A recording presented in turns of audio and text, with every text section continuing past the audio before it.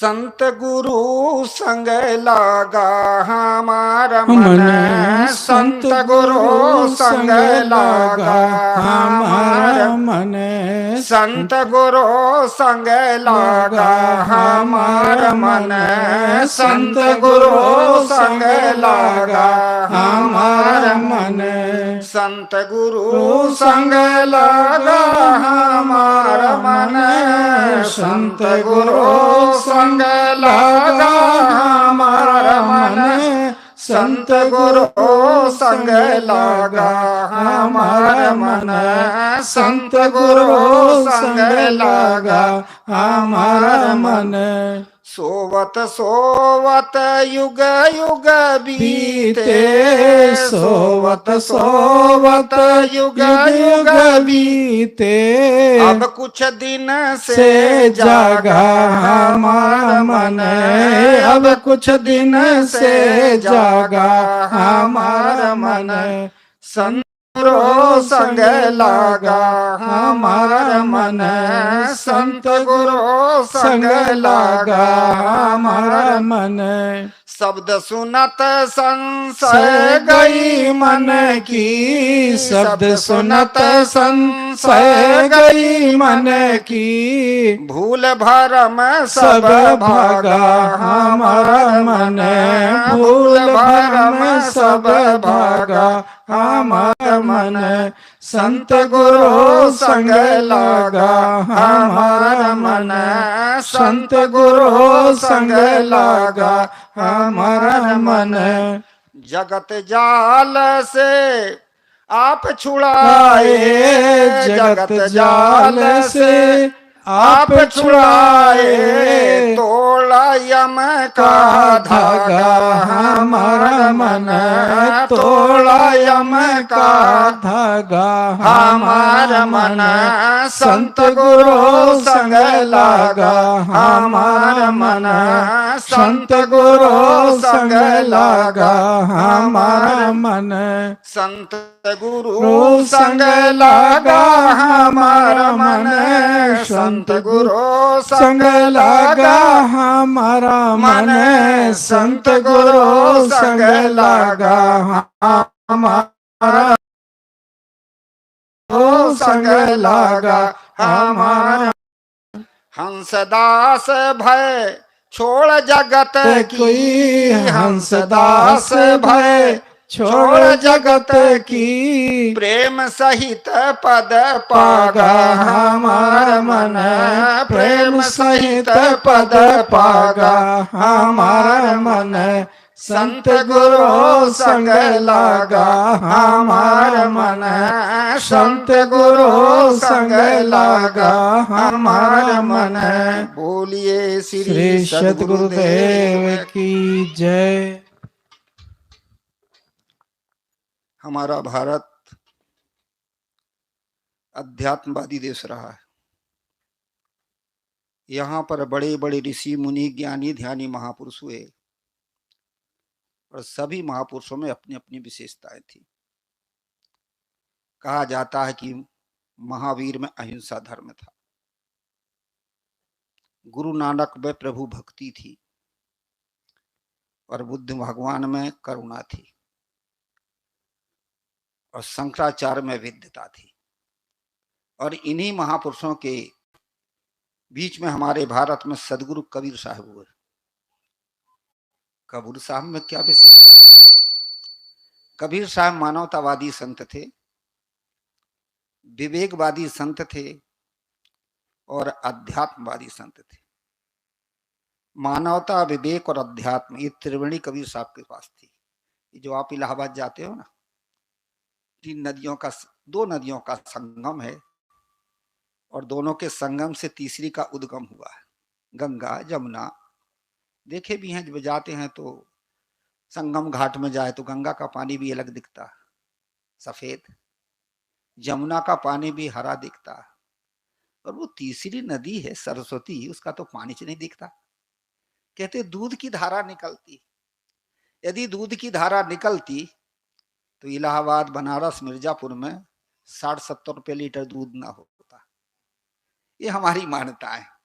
वास्तव में सदगुरु कबीर साहब की कौन सी त्रिवेणी है? वो बड़ी सुंदर बात, बड़ी सुंदर त्रिवेणी उनकी। वो मानवतावादी संत थे, विवेकवादी संत थे और अध्यात्मवादी संत थे।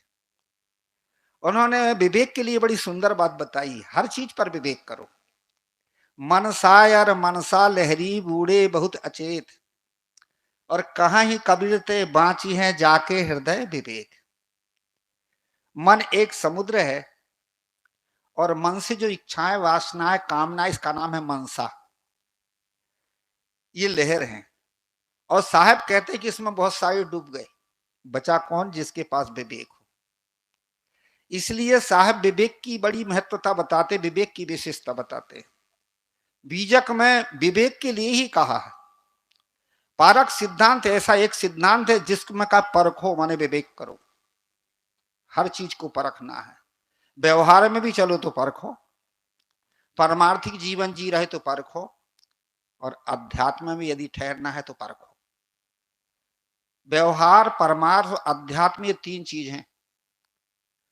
उदाहरण देके समझाऊं, ये कहीं अलग नहीं है। जो हम कर्म कर रहे हैं, चल रहे हैं, फिर रहे हैं, वर्तमान जीवन है, ये व्यवहार। परमार्थ क्या चीज है? इसी जीवन को हम सदाचार के रूप में कर रहे हैं, ये हो गया परमार्थ। अध्यात्म क्या चीज है? जहां जब अच्छा काम हमने कर लिया तो जीवन में शांति मिली, यही तो हो गया अध्यात्म। रास्ते में आदमी चल रहा हो, ये व्यवहार है। खुद संभल के और दूसरे को संभाल के चल रहा, हो गया परमार्थ। और जहां पहुंचना था वहां शांति से पहुंच गया, हो गया अध्यात्म। इसलिए सदगुरु कबीर साहब मानवतावादी संत थे। उन्होंने मानव मात्र को एक श्रेष्ठ प्राणी समझा है।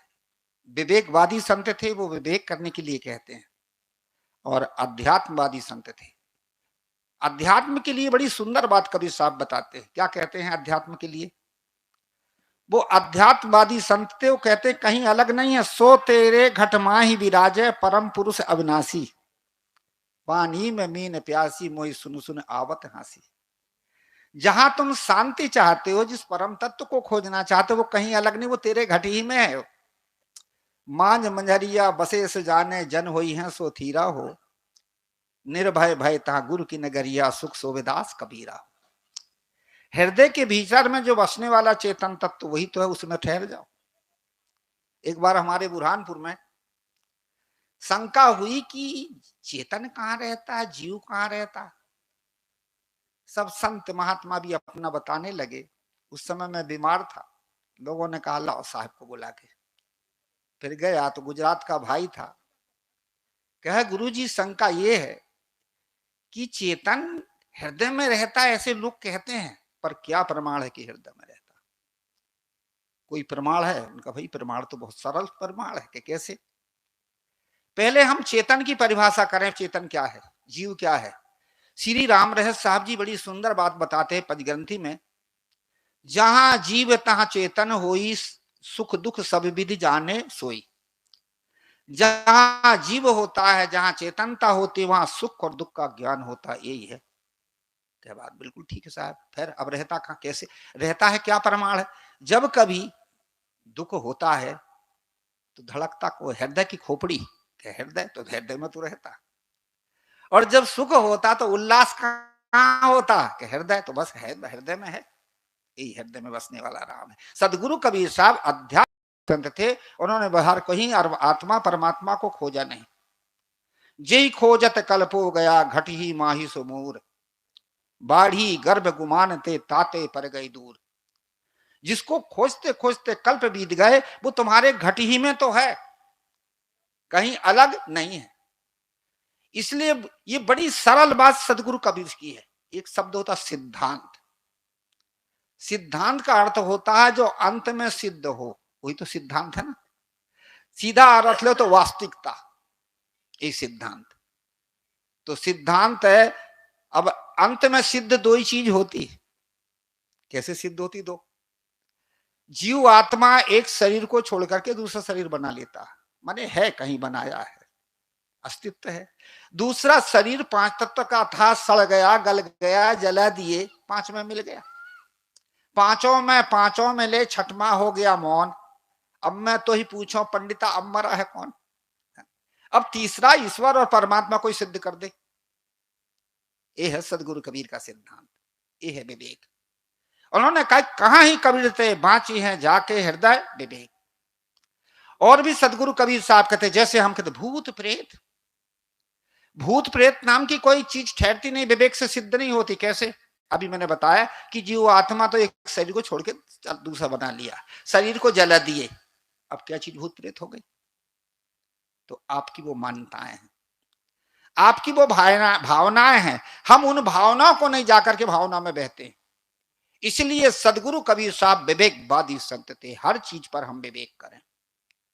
जब हम कोई जीवन में क्रिया करते हैं तो क्रिया जो करते हैं वो अपने अनुसार करते हैं, और उसका भाव कोई कुछ और लगा ले, और लगाने पर वो कुछ की कुछ मान लेता, कुछ की कुछ मान लेता। अब विवेक करके देखिए कि उसका उद्देश्य क्या था, किस कारण से वो कर रहा। इस पर भी हमें विवेक करना है। कोई खा रहा तो हम भी खाने लगे, कोई पी रहा तो हम भी पीने लगे, कोई ने कुछ बता दिया तो हमने मान लिया। विवेक तो करो। कभी कभी आंख से भी देखा झूठा हो जाता विवेक ना हो तो। इसलिए हमें विवेक की जरूरत है।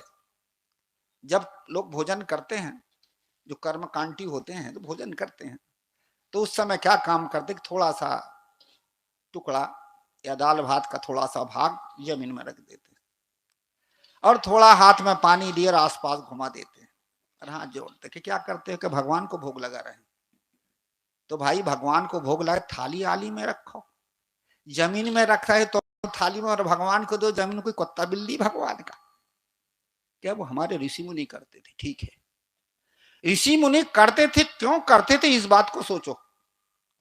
ऋषि मुनि जंगल में रहा करते थे, कंदमूल फलों का आहार करते थे और पत्ते में खाते थे, और वहां पर चींटियां व्यवधान करती थी, चढ़ती थी पत्ते में ऊपर, तो उनको आहार करने में कठिनाई पड़ती थी। इसलिए थोड़ा सा टुकड़ा जमीन में डाल देते थे और थोड़ा पानी पत्ता के अगल बगल घुमा देते थे ताकि चींटी वहां पार ना करे। ये था। हर चीज के लिए सदगुरु कबीर विवेक करने के लिए कहते हैं। एक पंडित से मैंने पूछा कि पंडित जी महाराज, ये जो है लिखा है कि जब कोई अनुष्ठान करो, माता पिता की श्राद्ध करो या और भी देवियों के देवी देवताओं के मंदिर में पूजा पाठ करो, तो पशु बलि करो तब पूरा होता है। ऐसा कोई ऋग्वेद का मंत्र है और उस मंत्र में भी आया है और आप लोग करवाते भी हो। अब यदि उस पशु को आप मारोगे तो उसको दुख होगा कि नहीं? क्या? हाँ, दुख तो होगा। तो फिर पाप हुआ कि नहीं? परहित सरी से धर्म नहीं भाई, पर पीड़ा सम नहीं अधमाई। दूसरे को दुख देने के समान कोई पाप नहीं होता और दूसरे को सुख देने के समान कोई पुण्य नहीं होता। ये भी तो कहा गया।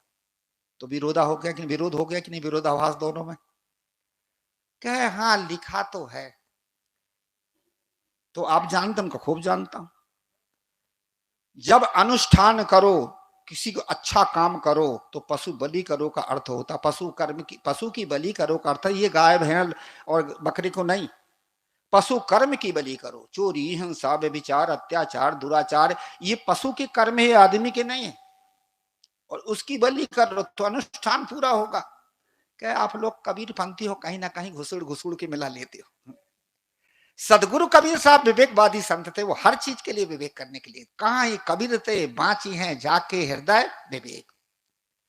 आज धर्म के नाम से भी पाप हो रहा है। ये देवी देवताओं के मंदिर को धर्म स्थान कहा जाता है और यहां पर बकरे की बलि, मुर्गे की बलि और काहे काहे की बलि चढ़ती है। नेपाल एक ऐसा देश है जिसको एकमात्र हिंदू राष्ट्र कहा गया और वहां दशहरा के समय लाखों जीव कटते। एक घर में 5 भाई हैं तो एक 5 मारेगा तो कितने हो गए? 25। और वो सनातन धर्म और हिंदू राष्ट्र बन गया। इसलिए कहा जाता है धर्म के नाम से हम पाप कर रहे हैं, हिंसाएं कर रहे हैं। कबीर साहब को कहना पड़ा कि धर्म करे जहां जीव बदत है, अकरम करे मोरे भाई, और जो तोहरा को बामण कहिए तो काको कहिए कसाई। हर चीज के लिए विवेक करने की जरूरत, इसलिए सदगुरु कबीर साहब विवेकवादी संत थे और मानवतावादी संत थे। वो नर और नारी को समान मानते थे, यहां तक कि मानव मात्र को सब मानव मात्र ज्ञान का अधिकारी है, चाहे वो किसी जाति का हो, किसी वर्ण का हो, किसी राष्ट्र का हो, चाहे नर हो चाहे नारी हो, चाहे देश के किसी कोने का व्यक्ति हो, वह ज्ञान का अधिकारी और मोक्ष का अधिकारी है। पर आज हमने मानव में 3 विभाजन किया है। सबसे पहला विभाजन कौन सा किया है? लिंग भेद, नर और नारी का। दूसरा विभाजन कौन सा किया है? 4 वर्ण का, ब्राह्मण क्षत्रिय वैश्य शूद्र का। तीसरा विभाजन कौन सा किया है? संप्रदाय का, अलग अलग संप्रदाय।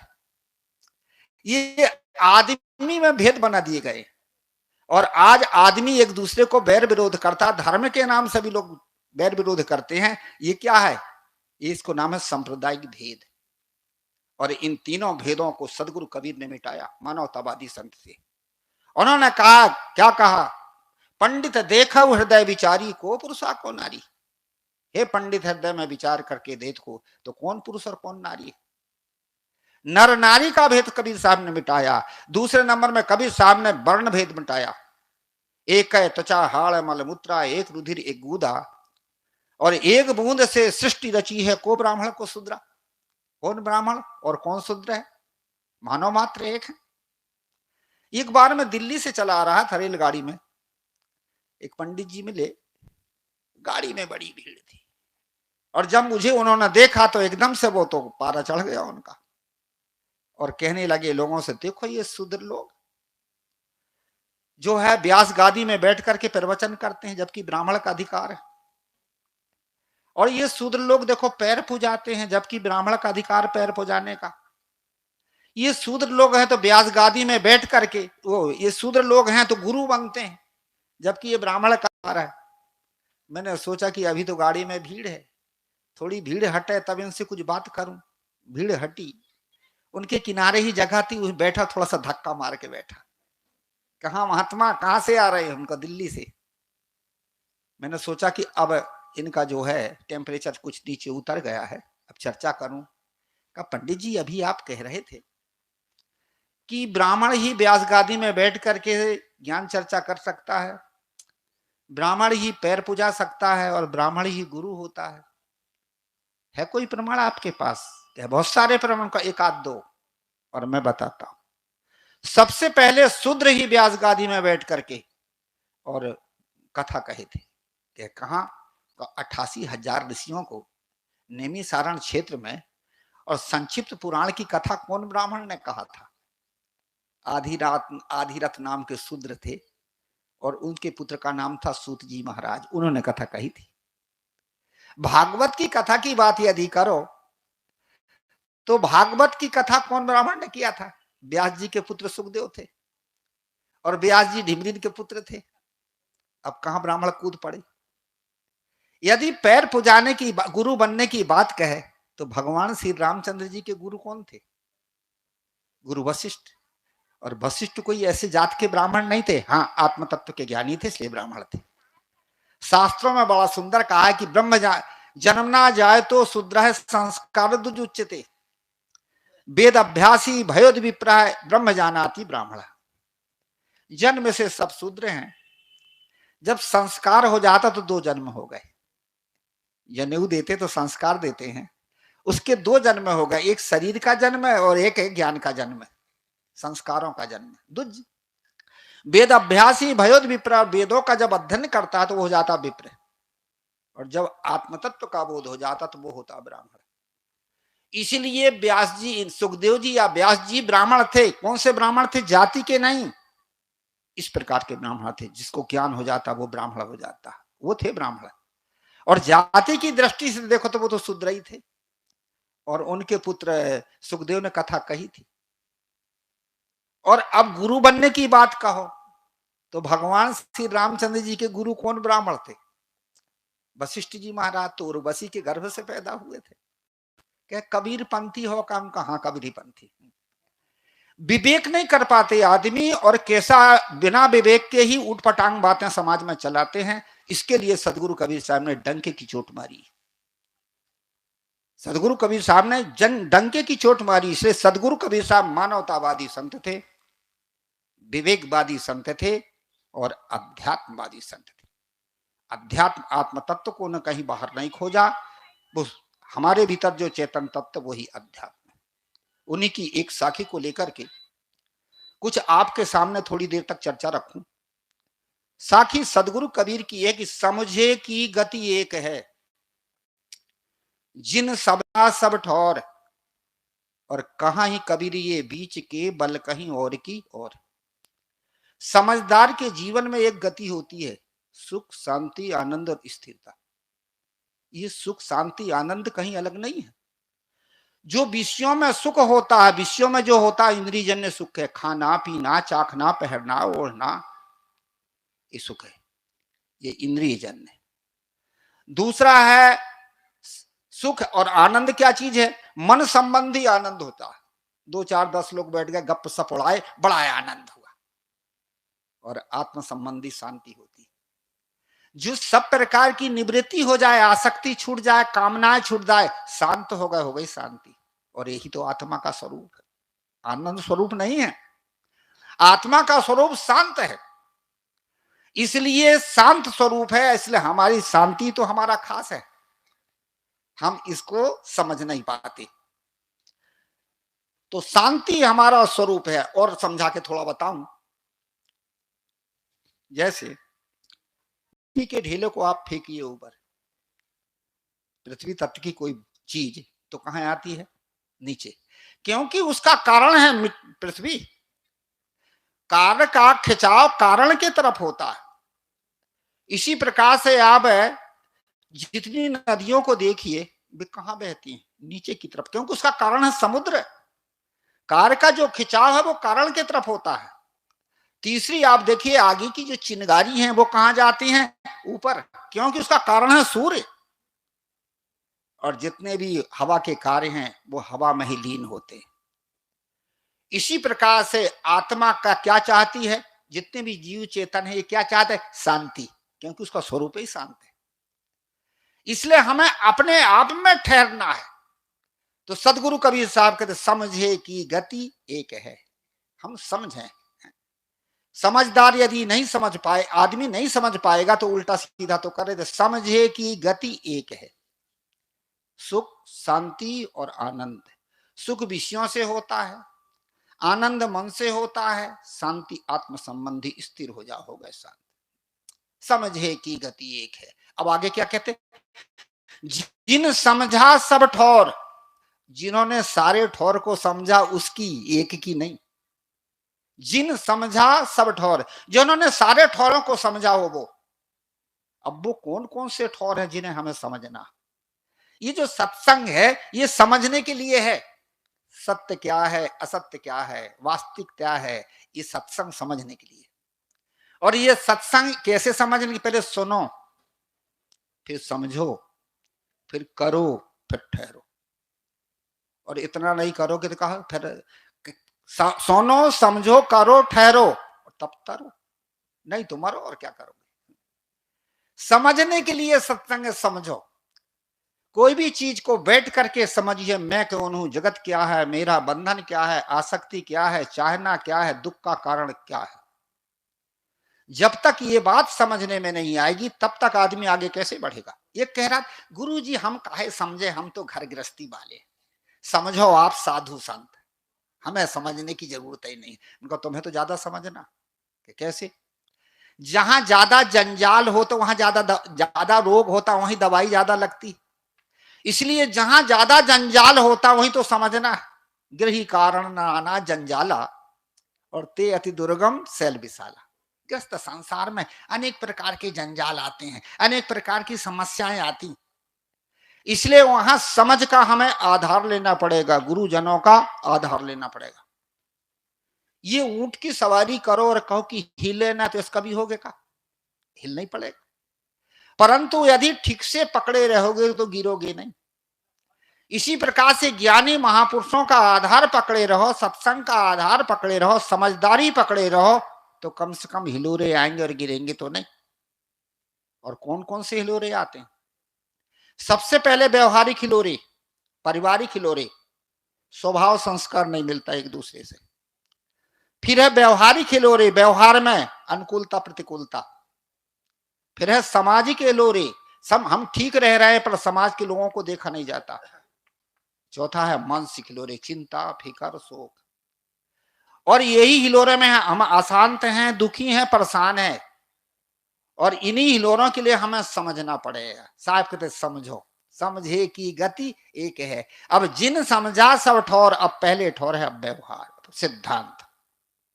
सिद्धांत को समझने से सत्य का बोध होगा, जो मैंने पहले चर्चा कर लिया।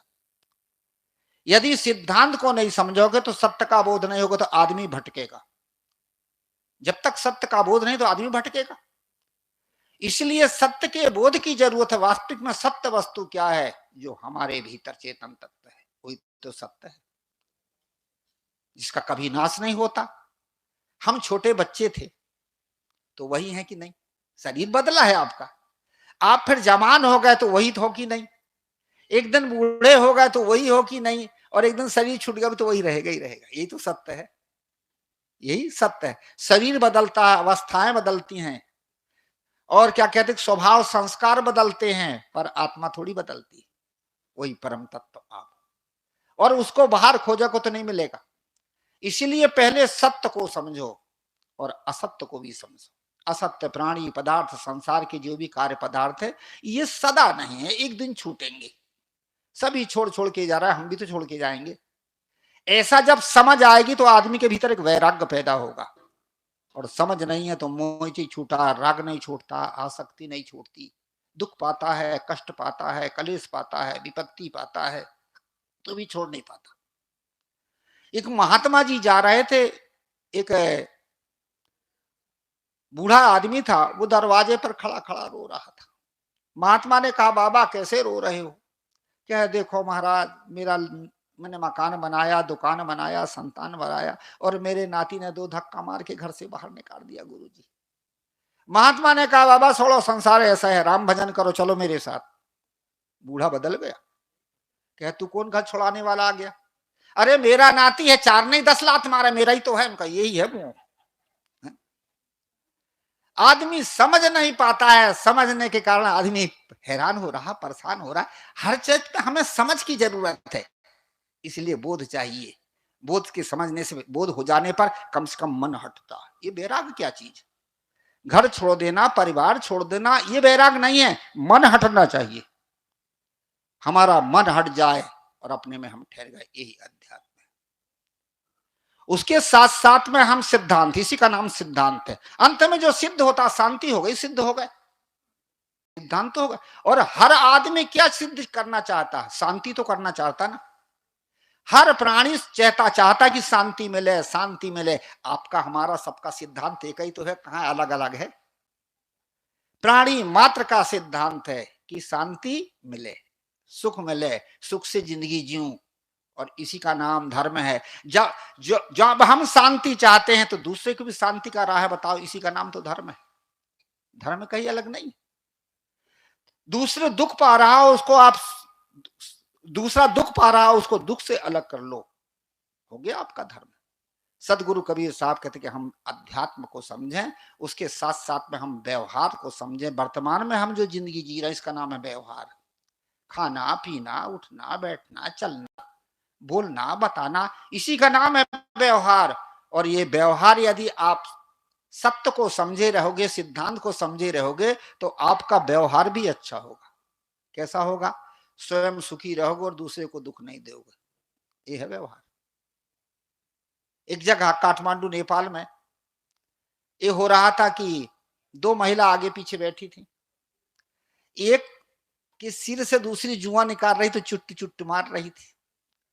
मैंने कहा, बहन ये जुआ को क्यों मार रही हो? नोक पालिश की नोक पालिश हो जाए और जुआ भी मर जाए, तो ये जुओं को क्यों मार रही है? तो अपने बाल बच्चे के समान है ना। जैसे अपने बाल बच्चे अपने पसीना से पैदा होते हैं, जुआ, इसी प्रकार से बाल बच्चे तो अपने शरीर से पैदा होते हैं। तो उनको क्यों मार रही हो? ना मारो। तो क्या क्यों मारू? ना का दूध पियाओ? उनका दूध मत पिया, कम से कम इनकी रक्षा तो कर। ये हमारा सिद्धांत है, हम स्वयं सुखी हो, दूसरे को सुखी दें। ये है व्यवहार। इस व्यवहार के आधार पर हम जिंदगी जीते हैं। मैंने एक जगह उधर भी बताया था साहब के यहाँ, वो कौन गांव है नहीं मालूम है, कुमार साहब के यहाँ, हाँ डोंगा कोराम, मैंने बताया था कि जो है प्राणियों को अपने समान समझो और अपने समान समझ करके उसको उसके साथ अच्छा व्यवहार करो, इसी का नाम है व्यवहार। वो बताया था, वो दिमाग से उड़ गया। तो इसी प्रकार से कहा कि हम प्राणियों के साथ अच्छा व्यवहार करें, एक दूसरे के साथ प्रेम का व्यवहार, धर्म का व्यवहार, सदाचार का व्यवहार। जो भी हमारे कर्म संस्कार में आते हैं, हमारे सामने आते हैं, वो हमारे कर्म संस्कार के जीव हैं जो आपके पास आए हैं, पुत्र बनके, पुत्र बनके, पत्नी बनके, मित्र बनके, भाई बनके। ये पूरे आप पहले आपके कर्म के संस्कार के हैं जब तो आपके पास आए हैं। तो उनके साथ व्यवहार कैसे करो, समझो ना, पहले उनके हृदय को समझो, उसको हृदय को देख करके व्यवहार करो। जो लेने वाला है, पहले का कर्जदार है आपका, जो आपने उसको कर्ज दिया है, और वो लेने वाला आता है, तो ऐसा प्राणी जब आपके घर में आएगा उसका तेज स्वभाव होगा, तेज तर्राट स्वभाव का रहेगा। अब उसके आस कैसे व्यवहार करो, उसके साथ व्यवहार करो, सह लो, संतोष कर लो, हो गया। और नहीं सह पाओगे, नहीं संतोष कर पाओगे तो वो कांच स्वभाव का होता है। कांच को आंच दिखाओ तो कांच चिटकता है और खुद बर्बाद होता और दूसरे को बर्बाद करता। इसलिए उसके साथ में सहनशीलता का व्यवहार बनाओ और संतोषी व्यवहार बनाओ, ताकि उसके साथ आपका गुजारा चल जाएगा। और ऐसा नहीं हुआ तो गड़बड़ होगा। दूसरा व्यक्ति कौन होता है, जो जिसको जो है आपका दबा हुआ है, पहले आपसे कर्ज लिया था, अब आपका दबा है, और वही आपके घर में जब जन्म लेगा, पत्नी बन के, पुत्र बन के, मित्र बन के, पड़ोसी बन के, कुछ भी बन के ले लेगा जन्म, तो वो संकोची स्वभाव का होगा, डरेगा, भय खाएगा, क्योंकि आपका दबा हुआ है। इसलिए उसके साथ कैसे व्यवहार करें, संभालो, समझाओ, बुझाओ। और यदि हम संभाले नहीं, समझाए बुझाए नहीं, तो अंत में क्या होगा कि फिर वो परेशान होकर के जहर खा के मरेगा, फांसी लगा के मरेगा, और कुछ करके मरेगा। क्यों मरेगा? क्योंकि जितना वो सह नहीं सकता उसका उतना आप उसके ऊपर में प्रेस डालते, दबाते हो, तो मरेगा नहीं तो क्या करेगा। आज लोग फांसी लगा के मर रहे हैं, जहर खा के मर रहे हैं, क्या क्या करके मर रहे हैं। ये क्यों मर रहे हैं? क्या उनको अपना जीवन प्रिय नहीं है? पर जितनी उनके पास में क्षमता नहीं, उससे अधिक आप दबाते हो, इसलिए वो मरते हैं। इसको कहते हैं प्लास्टिक स्वभाव का। ये प्लास्टिक की थैली में आप जब कोई चीज भरते हो तो आंच तो दिखाना ही पड़ेगा, तब तो वो बंद होगी। तो मोमबत्ती में लगाकर सर से खींच देते हो, काम भी चल गया और वो नष्ट भी नहीं हुआ।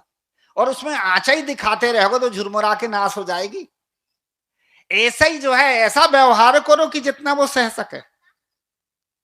तीसरा क्या चीज है? तीसरा है वह व्यक्ति है जो आपके धर्म के संस्कार के से आपके पास आया, पत्नी बन के, पुत्र बन के, मित्र बन के।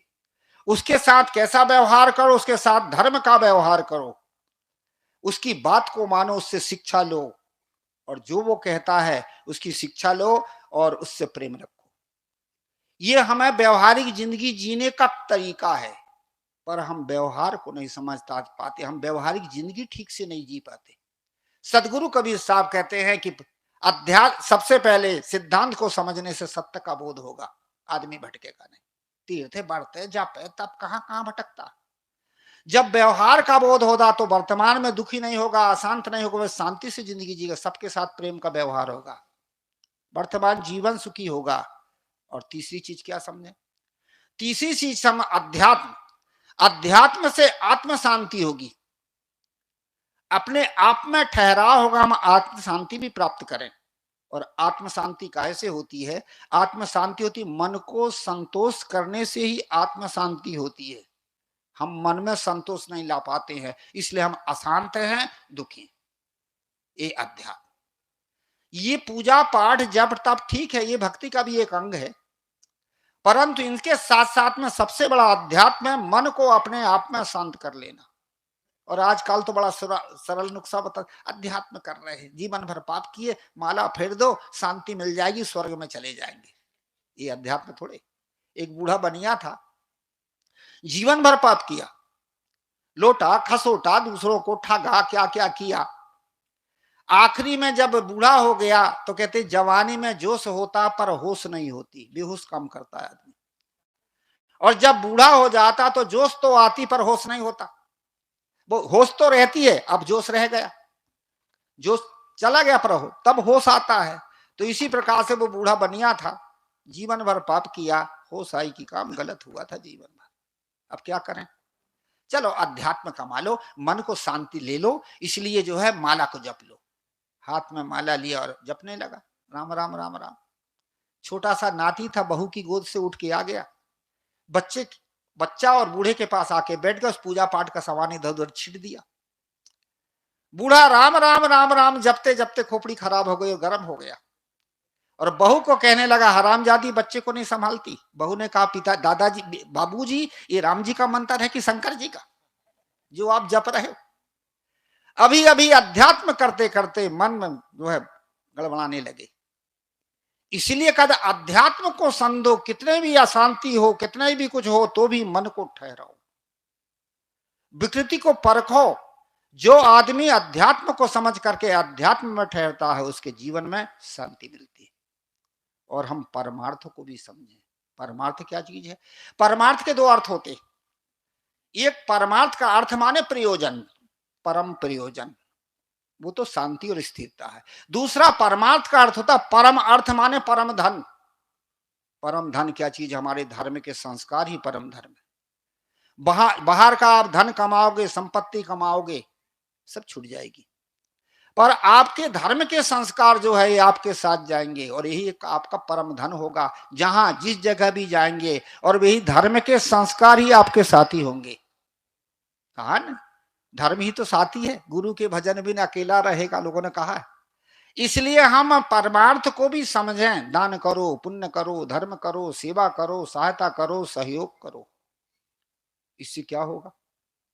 इससे ये होगा कि जिसको आप कुछ दोगे, लोगे, प्रेम भाव रखोगे, तो उसके मन में प्रसन्नता आएगी, और आपके मन में भी प्रसन्नता होगी, और अंत में वही प्राणी, वही हो गया धर्म, और वही धर्म का संस्कारी प्राणी कहीं ना कहीं जन्म लेगा, वो आपका साथी और सहयोगी बनेगा। चाहे वो पशु में चल जाए, चाहे पक्षी में चल जाए, चाहे कृमि कीट में चल जाए, चाहे मनुष्य ही हो जाए, वो आपका धर्म का साथी है, इसलिए कहीं ना कहीं किसी जगह भी आपको बचाएगा। वो उदाहरण दिया था मैंने उसका एक बार वहां, कि एक बार एक हवाई जहाज टोक्यो से चला, जापान से, और आके नेपाल में गिर गया। जो लोग थे उसमें सब बैठे थे, वो सब मर गए। दूसरे दिन अखबार में निकला था कि जापान का एक व्यक्ति था, उसने भी उस हवाई जहाज का टिकट लिया था, और उसके घर के कुत्ते नहीं, जब वो निकल रहा था तो खिलवाड़ करते समय दांत लग गया कुत्ते का, कुत्ता ऐसे ऐसे रोकता है ना, तो उसने यात्रा को रोक लिया था, टिकट वापस कर लिया।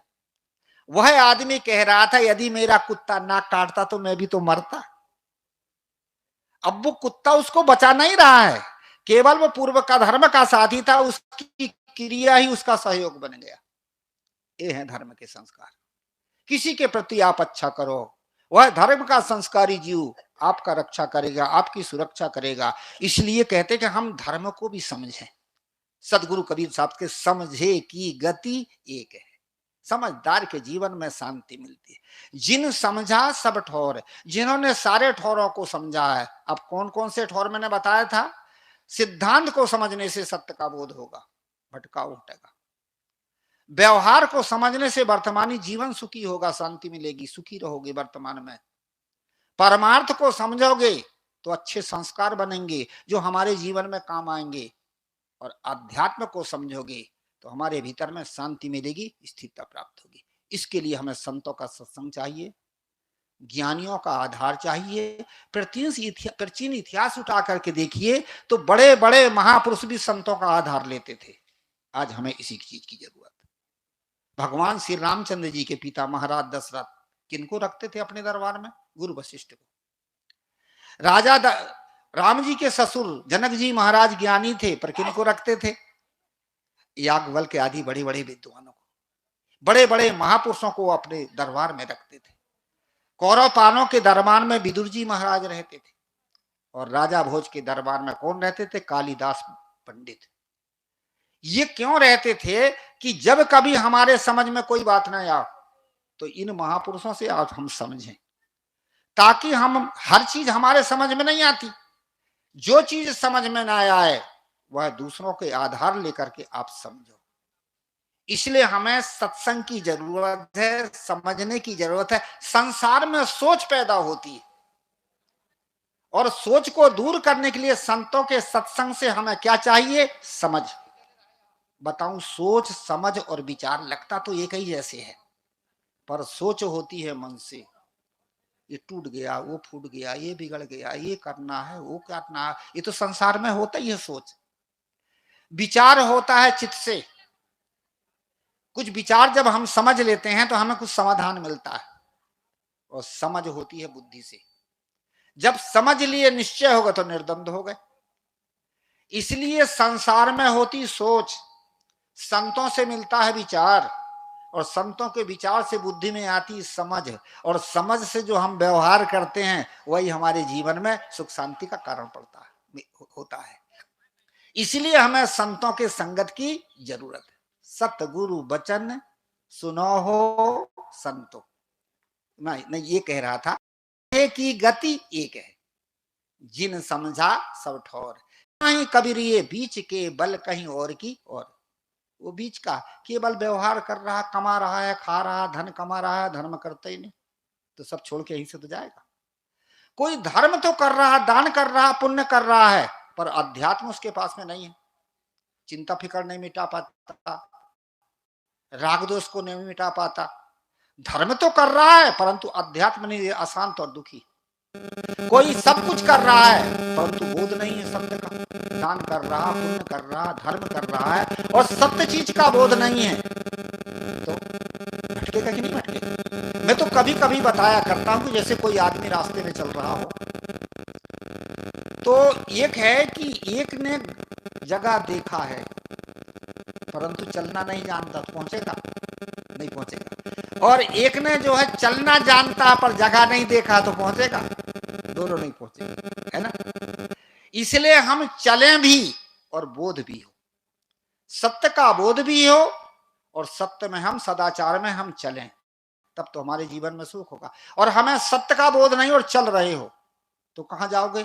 जहां से चले थे वहीं आओगे, जहां से चलोगे और वहीं आओगे। और एक आदमी है सत्य का तो ज्ञान है पर चल नहीं रहा, तो आगे बढ़ेगा नहीं।